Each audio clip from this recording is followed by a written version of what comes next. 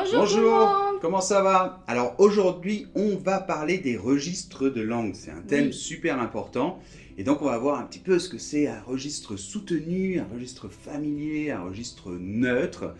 On parlera aussi un petit peu de la différence entre le langage écrit et le langage oral. Enfin, on va avoir plein d'exemples. Mais surtout, nous allons prendre un certain nombre de mots et on va les passer dans tous les registres pour voir comment ça change.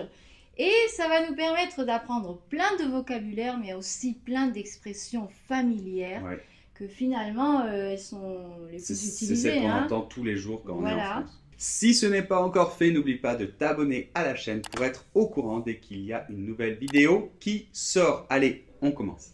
Alors, avant de passer au cas concret, voyons un petit peu ce que c'est un registre de langue. Alors, en fait, ça a à voir avec notre façon de parler ou d'écrire, de communiquer, en fait. Bon, il y a plusieurs classements possibles des registres, mais le plus commun, c'est de classer en familier. Et dedans, on inclut le très familier et même l'argot, Ouais. le neutre ou courant et le soutenu ou soigné. Exactement. Alors parfois, au lieu d'utiliser le mot registre, on dit tout simplement langage familier, neutre et soutenu. Alors tout d'abord, le langage ou registre familier, ou très familier, ou argotique. Alors en fait, c'est celui qu'on utilise entre jeunes très souvent, entre bons copains. Ça peut être aussi celui des écoliers à l'école, ils ont Oui. souvent un langage un peu particulier, ou bien dans les banlieues, ce genre de langage. Ensuite, le registre neutre ou langage neutre, c'est celui qu'on utilise dans la vie courante de tous les jours, quand on parle à un commerçant, Oui. à la famille, Oui. au travail, quand c'est pas Oui. trop formel. En fait, ça dépend pas seulement à qui on s'adresse, parce que par exemple, si je parle avec mon frère, peut-être que dans une certaine situation, je vais parler avec Avec lui de dans l'argot. un registre très familier, à Oui. une soirée entre copains. Et puis, dans un autre moment, quand on est dans la famille, dans le cadre familial, je vais parler avec un langage un peu plus neutre. Et finalement, le langage soutenu ou soigné, Mhm. on l'utilise. Alors là, c'est plutôt dans les situations assez officielles, d'accord? Donc très souvent c'est à l'écrit, mais ça on va en reparler de l'écrit, l'oral après. Ouais. Par exemple dans un roman, mais si on fait un discours officiel, si on est dans un dîner un peu mondain, Ou les gens snobs un peu, les non gens un peu snobs, et au travail, si on est dans un cadre très formel, une réunion de travail assez importante, voilà. Et justement, c'est quoi que tu voulais dire sur l'écrit, oral Très tu veux important. dire quelque chose? Oui. Alors j'en ai un peu marre qu'à chaque fois qu'on parle de l'écrit, on s'imagine que c'est le langage ou le registre soutenu. C'est vrai que s'il s'agit d'un journal, par exemple, ou d'un roman, d'un livre, ça va être plutôt un registre soutenu. Mais et encore, l'écrit, ça dépend des romans. oui, ça dépend. Mais l'écrit, ce n'est pas seulement ça, pitié. L'écrit, c'est très souvent un mail à un copain, Un message WhatsApp. un WhatsApp, d'accord, un texto.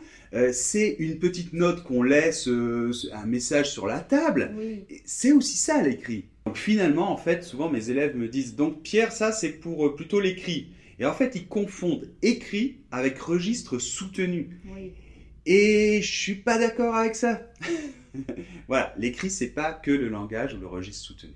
Alors en général, dans les livres de FLE, c'est-à-dire français langue étrangère, ce qu'on apprend, c'est un langage plutôt neutre ou soutenu. Ouais. Et ça, c'est vraiment très dommage parce que souvent les étudiants, après, ils vont en France et disent « mais je comprenais rien ».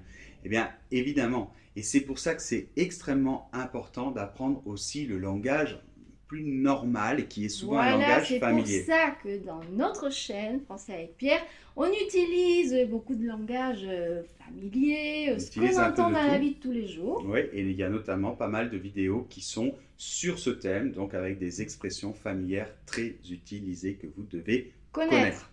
Bien, ceci étant clair, on va pouvoir commencer à voir nos exemples. Allez, on va commencer donc par notre premier mot. Mais je voudrais aussi dire une petite chose. Les registres de langue, en fait, ça ne dépend pas uniquement d'un mot ou d'une expression qui va changer, comme on va le voir maintenant. C'est aussi de la grammaire, c'est aussi plein de choses. Par exemple, au lieu de dire « tu as fait cela », on va dire « tu as fait ça », d'accord ? Mais là, pour que ce soit plus clair et plus facile… Aujourd'hui, on se centre sur du vocabulaire. Voilà. Alors, on va commencer par les thèmes de la nourriture ou un plat, bon, un truc à manger. D'accord. Alors, dans un langage neutre, on va dire par exemple, ce repas est très bon ou ce plat est très bon. Et dans un langage soutenu, on va dire, par exemple, ces mets sont excellents, mon cher. Tout à fait, Madame la Marquise. Et dans un langage familier, même très familier, on va dire par exemple, ouah, j'ai adoré la bouffe, je kiffe trop ce resto. Alors kiffer, hein, ça veut dire j'aime beaucoup ce restaurant, d'accord? Et donc on voit, c'est intéressant qu'en fait on ne change pas, on ne peut pas changer que le mot, il faut aussi Oui. changer la phrase, parce que je ne vais pas dire je kiffe ce resto, Madame la Marquise, c'est Voilà, il ridicule. y a tout un contexte, donc Contexte. tout doit aller ensemble. Et d'ailleurs, même en changeant l'accent, Oui, ça peut oui, bah, je vais devenir dire, encore plus wow, familier. un peu banlieue, oh je kiffe ce resto, oh je le kiffe. Alors, on va passer à un deuxième mot, voiture. Donc, dans un langage neutre, on va dire la voiture vient d'arriver. Dans un langage soutenu, je pourrais avoir une phrase comme par exemple l'automobile vient d'arriver avec votre chauffeur, monsieur le président. Et dans un langage familier, on dirait mais où est ta caisse? Tu l'as encore paumée? Ouais. Alors donc la caisse, C'est la voiture. c'est la voiture. On peut dire aussi une tire, Une bagnole. une bagnole.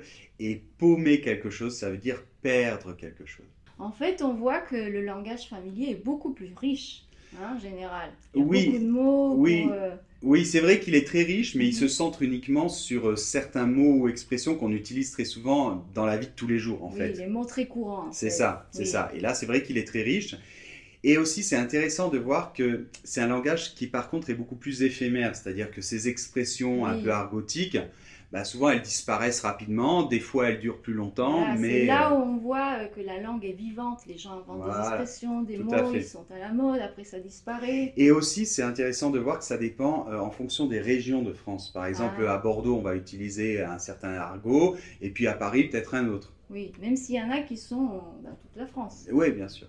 On continue avec le mot dormir. Oui, alors dans un langage neutre, registre neutre, on va dire j'ai dormi 1 heure, ça m'a fait du bien.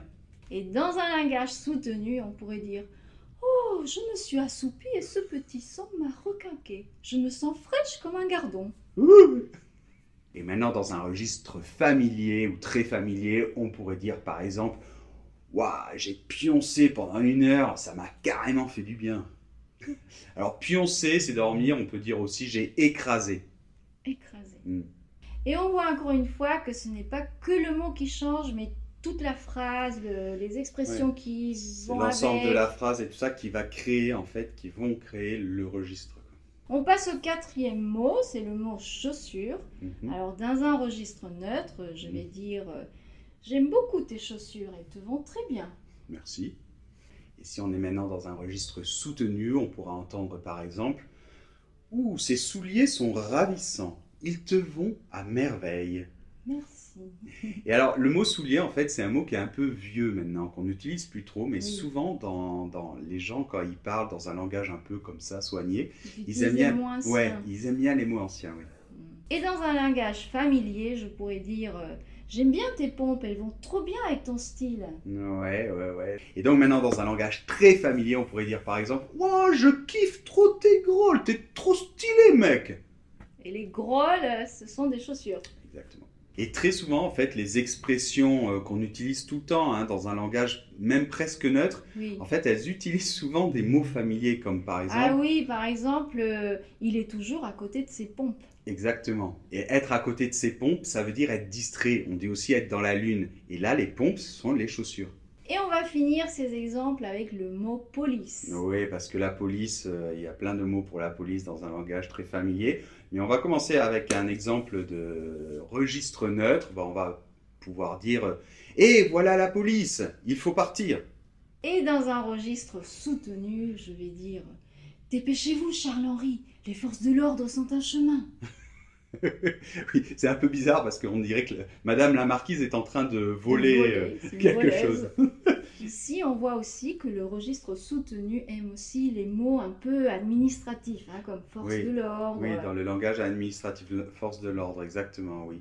Et puis on a fait exprès de prendre un prénom Charles-Édouard, Charles-Henri. Charles-Henri, c'est pas pour rien. Finalement, on voit que les registres de langue ont aussi à voir avec les classes sociales. Ben oui, bien évidemment. Mais enfin, on va pas commencer à rentrer là-dedans et tout expliquer parce qu'on va pas s'en sortir. Et il manque le familier. Oui, ou très familier. Alors on va pouvoir dire grouille-toi, ça veut dire dépêche-toi. Grouille-toi, v'là les flics, v'là les keufs, v'là la flicaille, v'là les poulets. Poulets. Oui, vraiment le registre familier est très riche, surtout pour la police. Eh bien voilà, on en a terminé. J'espère que ces exemples vous auront plu et vous auront bien montré les différents registres de langue. Finalement, on voit qu'une langue, c'est très riche et c'est beaucoup plus qu'un simple outil de communication directe. Ça reflète énormément de choses. Et n'oubliez pas que pour apprendre le français, vous avez nos 2 cours gratuits, un pour débutants, un pour les plus avancés, et aussi nos cours plus complets dans notre boutique. Tous les liens dans les descriptions de la vidéo. Dans la description. Allez, on se retrouve la semaine prochaine. On vous embrasse. Au revoir. Au revoir.